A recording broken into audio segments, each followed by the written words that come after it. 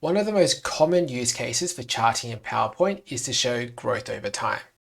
So maybe you want to show return on investment or changes in business revenue or costs. To measure growth, you're probably going to use a metric known as compound annual growth rate or CAGR.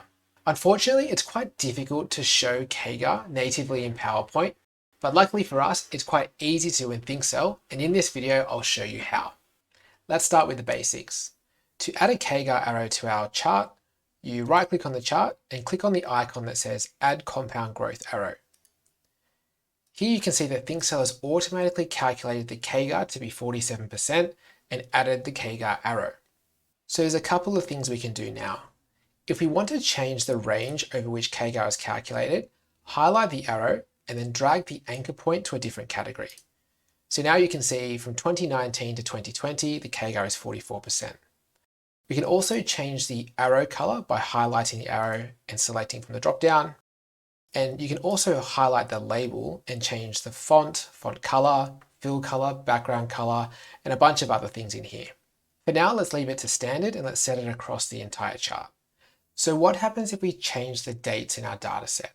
On this slide here, I have our original calculation of CAGR, and you can see I've adjusted the years in the chart on the right.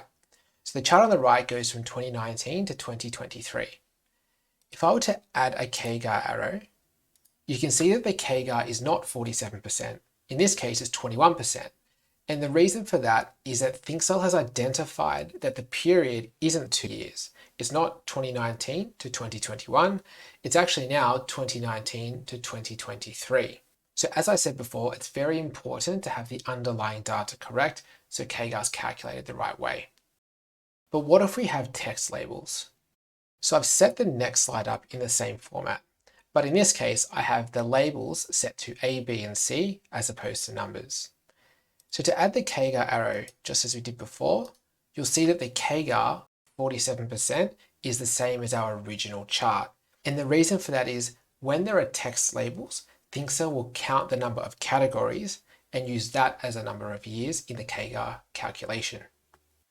So that covers the basics of CAGR arrows in ThinkCell. If you have any questions or comments, please drop them down in the comment box below. And if you enjoyed the video, please don't hesitate to subscribe, click the notification button so you don't miss any other videos that we put out. Hope it was helpful.